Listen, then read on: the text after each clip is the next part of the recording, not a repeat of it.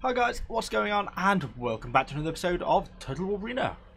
So today we're going to be taking another quick look at Tier 8 because there's been some matchmaking changes going on which I actually really didn't expect to come about. So they've started it yesterday on Friday on the 20th. They have adjusted the tier banding for Tier 8. So whereas previously Tier 8 could go from Tier 7s to Tier 10s is what it could see. And it quite regularly saw Tier 10s, I think, because there's always a handful of Tier 10s in the matchmaking, and so you often got thrown in with them. Then, about a week ago, they made some adjustments so you were much less likely to meet Tier 10s, but still possible, so it was a reduction in the Tier 10 games you would have, which was good, right step in the right direction. Now they've really ramped that up, and they've actually put a hard block in, so that Tier 8s will no longer meet Tier 10s. As far as I can tell from working out, they are now just solely in the Tier 7 to Tier 8 band, at least for the duration of this test.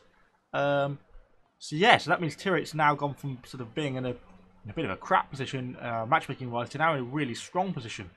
So yeah, certainly seems like a good move. I know a lot of people are asking for this, and I kind of understand, because facing with Tier 10s is brutal. So let's kind of hop into a game and just see how we get on, because obviously these guys play very differently in a Tier 8 game compared to a Tier 10 game.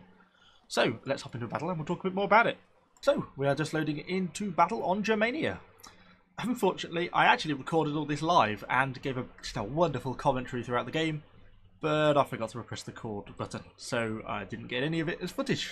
So that's why we're now on the replay, to go through the same battle again, but actually record it this time. So anyway, start of the match. Obviously, matchmaking as we expected. Tier 8 matchmaking, obviously, as the band dictates. So Tier 8s and Tier 7s. I was a little bit indecisive at the start. I couldn't quite decide if I wanted to go up here to sort of push along this ridgeline here. Can sometimes be a bit of a sneaky way around some of the enemies. Or head down the bottom and sort of fight where often you get some of the enemy cavalry around here. In the end, after toing and froing a little bit, I decided to head down towards the bottom. I thought there was some Tier 7 units of enemy barbarian blood riders down there, which was tempting me. And yeah, thought we'd go and have a little bit of a look down that way.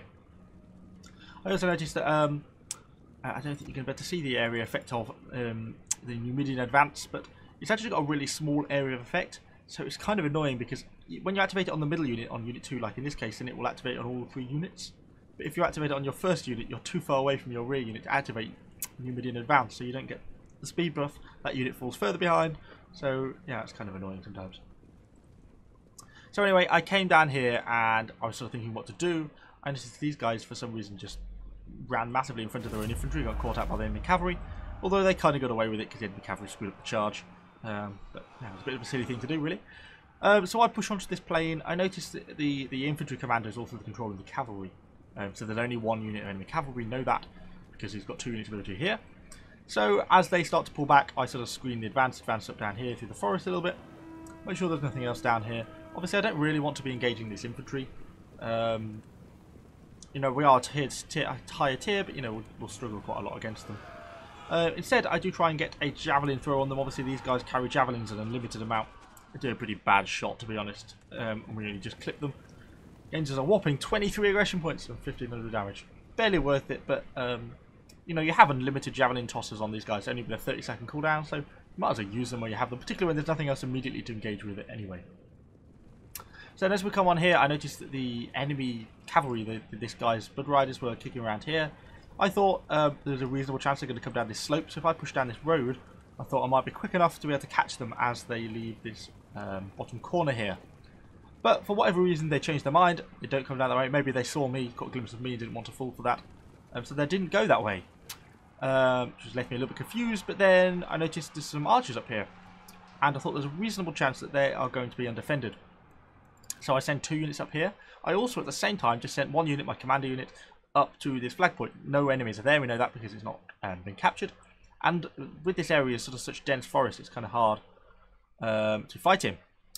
But anyway, yes, I sent a unit there. At the same time, I end up bumping into this Blood Rider cavalry in the end. I get the charge off just in time, and I beat his charge, basically, and we do a good chunk of damage to him. He tries to pull through me. I'm fine with that. My main goal is these archers anyway. Of course, it meant for whatever reason I then screwed up my charge on these guys, so I didn't get a charge into them, but they are right on the cliff, so it kind of makes it hard to charge them anyway. But we then bring my second unit in, and come round. At the same time, we've captured the observation down here, so we now know what's going on and around, and we know what we're facing up against, which is obviously what we want to be doing. So I start to pressure these archers. Unfortunately, one unit gets clean away. I accept that he's made it to the infantry. You know, I don't want to be chasing him.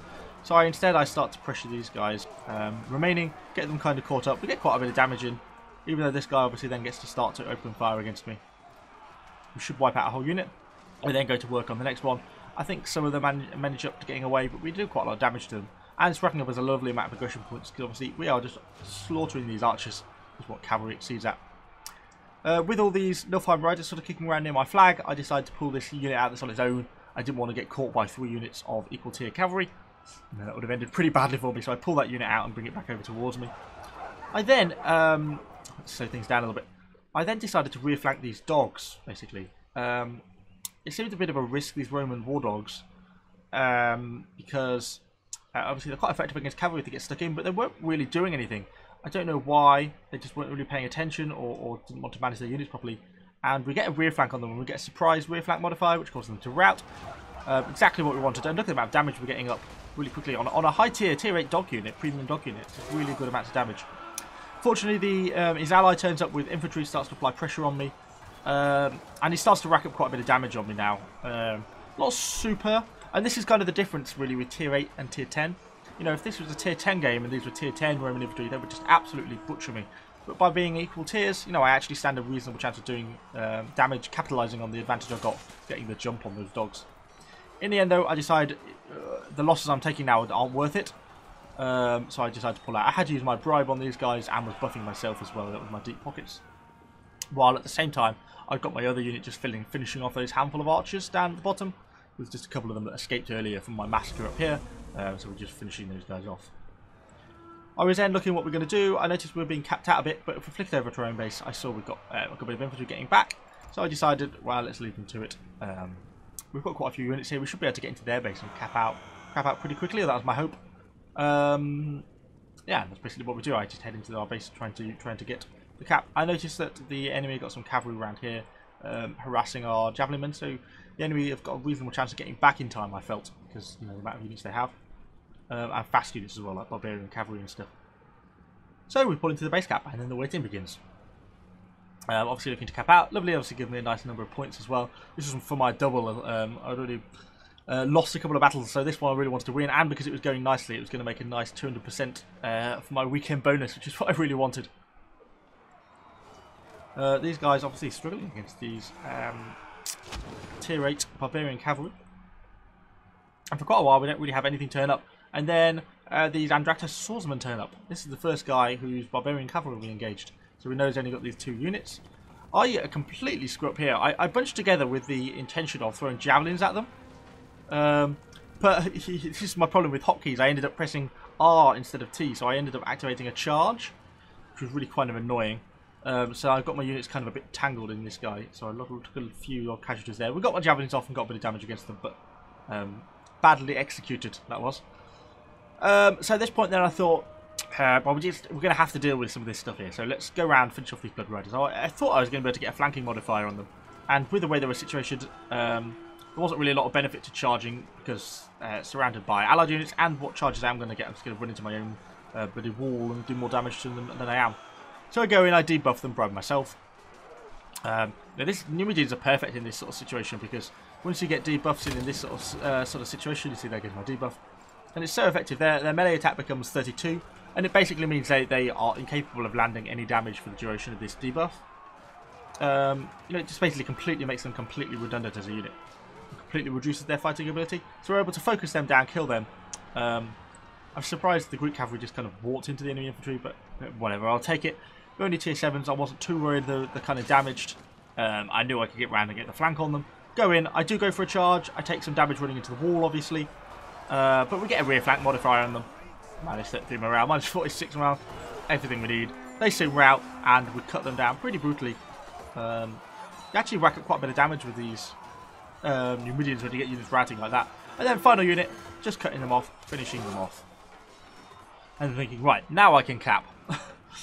But I get a little bit of a surprise with some Romans turn up. If these guys had all managed to come into more of a unified blob, they'd have been a lot more effective. But being able to fight them piecemeal the defeat in detail video someone sent me earlier. It kind of makes it a lot more effective. Use my javelins, and then just get out of the way. I don't know why the Greeks went into them because it meant they lost their cap points, but it didn't matter. I managed to retain enough of mine, cap out, and get the win.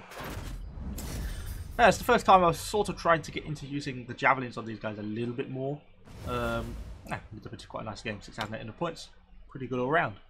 Yeah, but those javelins are kind of strange. They are quite nice. You know, you can rack up a 3,000-4,000 damage against an enemy unit, or 5, 6, 7 if you get them into the back. You know, where there are no shields, or against falcons or something like that, because they do quite a bit of damage there. And with only the 30-second cooldown, means you get quite a lot of them, which just can make them pretty nice. And they're great when you come up against like the blocks with an artillery piece in the middle, and you can just sit outside the stakes and throw javelins at them. That's always good fun. But at the same time, you know, sometimes you do lose quite a lot of time throwing them, and if you're not careful, you get caught out by things like heavy infantry charges and stuff. So you've got to be a bit careful with how you deploy them. So hopefully you found this video slightly interesting, and maybe the changes to matchmaking, if you didn't know about them, obviously informative, because it's quite a significant change. As I say, I don't know if it's going to be a permanent change yet. They're classing it as a matchmaking test sort of thing, so I wouldn't be surprised if it ends up as sort of 7, 8, 9. So tier 8s can face 7, 8s, so it'll be a 7, 8 game or an 8, 9 game. Kind of how it is with all the other tiers now. It'll just be spread out across the board. I'd be surprised if they left it where tier 8 is always going to be the top tier unit in the game, because it's just going to make tier 8 quite dominant. I suspect they're doing it just to collect information. But hopefully we won't see a return to tier 10s versus tier 8s, because that can be pretty brutal, as we found out in some of the earlier videos. So hopefully you've enjoyed it. If you have, let me know what you think about the changes in the comments down below. Do you want it to stay as tier 8's top tier, or would you like to see tier 8s facing tier 10s again? Maybe you enjoyed that. If you did, let me know in the comments below. And thanks guys, I shall see you all on the next video.